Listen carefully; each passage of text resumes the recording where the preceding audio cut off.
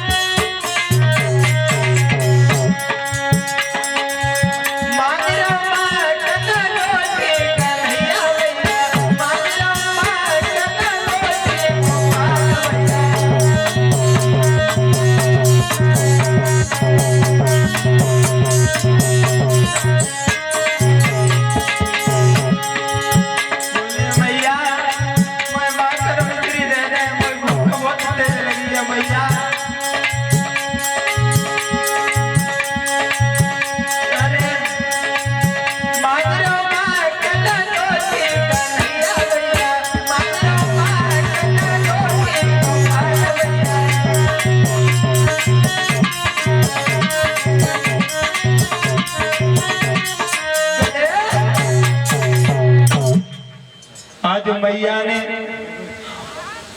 और माँ का मिश्री दे दी के ले कन्हैया खाए ले